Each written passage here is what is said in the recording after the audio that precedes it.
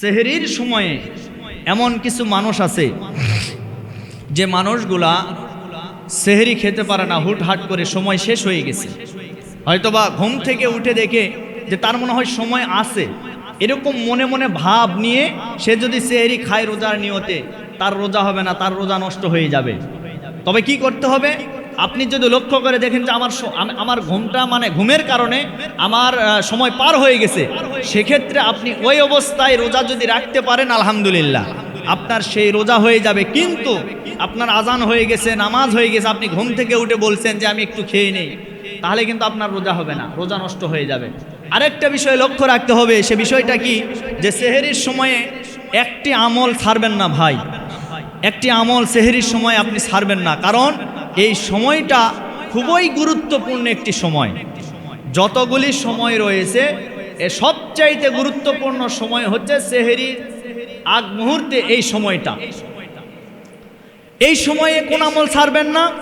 একটি আমল করবেন। যেহেতু সেহরি খাওয়ার জন্য আমাদেরকে উঠতে হয়, সময় তো আমাদের নষ্ট হয়ে যায়, তাহলে এই সময়টুকু নষ্ট না করে আমরা যদি একটু আমল করতে পারি, এটা তো আমাদের লাভ। কথা বলেন ঠিক কিনা? সে আমলটা কি এবার শোনেন।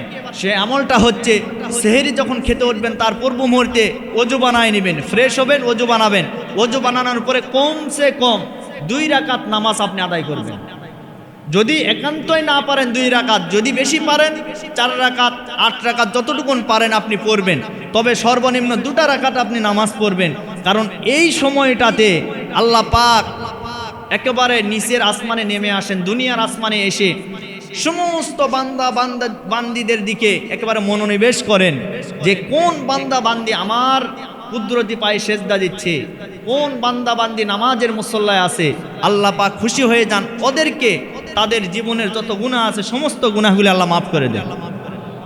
এবং ওই সময়ে যদি কেউ কোনো কিছু চাইতে পারে, আল্লাহ বলেন ওই সময়টা আমার কাছে খুবই গুরুত্বপূর্ণ। ওই সময় যদি কেউ চাইতে পারে, আল্লাহ তার চাওয়া মিস করবেন না, 100% কবুল করে নেবে। দোয়া করতে দেরি, কিন্তু কবুল করতে দেরি করবে না। আরে ভাই, আল্লাহ তো দেওয়ার জন্য বসে আছে, আল্লাহ তো দিতে চান, কিন্তু আমরাই নিতে জানি না, আমরা নিতে জানি না। আল্লাহ দেওয়ার জন্য বসে আছে। এখন বলেন, সন্তান যদি না কান্না করে, তাহলে মা কি বোঝে যে আমার সন্তানের ক্ষুধা লেগেছে? এটা তো বুঝতে পারে না। এজন্য আপনাকে আল্লাহর কাছে কান্না করতে হবে, চোখের পানি ফেলতে হবে, চাইতে হবে।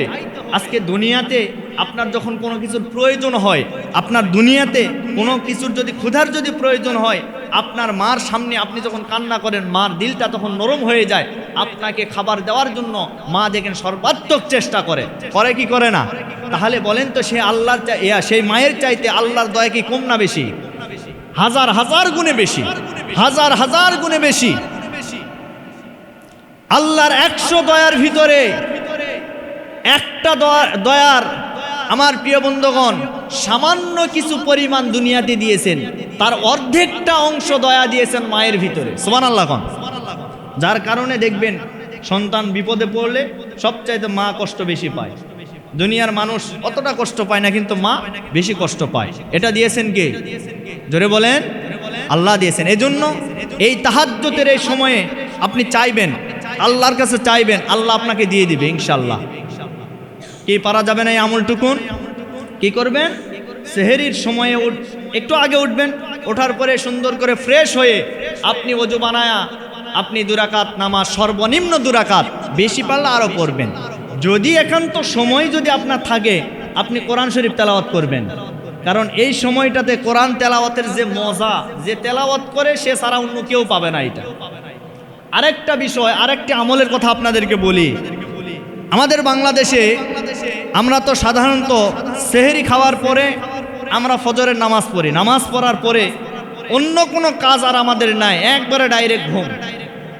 এটা 100 পরিবারের ভিতরে 100 জনই এই কাজ করে, কি ঠিক কিনা? এটা করে। কিন্তু আমি বলবো অন্তত 5 মিনিট 10 মিনিট সময় নেবেন, এ কাজ করবেন না, এ কাজ করবেন না, তাহলে আপনার শরীরের ক্ষতি আসবে। কারণ ফজরের নামাজের পরের ঘুমটা মারাত্মক ক্ষতিকর, মারাত্মক ক্ষতিকর ঘুম। এই ঘুম আপনার শরীরটাকে অসুস্থতা বানায় দেয়। এজন্য এই সময়টাতে আপনি অন্তত 5 মিনিট 10 মিনিট না ঘুমিয়ে আপনি জিকির আজকার করুন, অথবা কোরআন তেলাওয়াত করুন, অথবা কোনো কাজ যদি থাকে ব্যক্তিগত সেই কাজটি করে আপনি একটু পরে ঘুমিয়ে যান, একটু পরে ঘুমিয়ে যান। এটা আপনার উপকারের জন্য বললাম ভাই। এটা ইনশাল্লাহ করবেন, করে দেখবেন, দেখবেন আপনি উপকার পাবেন ইনশাল্লাহ। করা যাবে না ইনশাল্লাহ? আল্লাহ কবুল করে, সকলে বলে আল্লাহুম্মা আমিন। তাহলে আমি যে কথা বলতেছিলাম যে 2 রাকাত নামাজ এই তাহাজ্জুদের সময় সেহরের আগ মুহূর্তে এই আমলটুকুন করবেন। আল্লাহ আমাদেরকে আমল করার তৌফিক দান করুন, সকলে বলে আল্লাহুম্মা আমিন।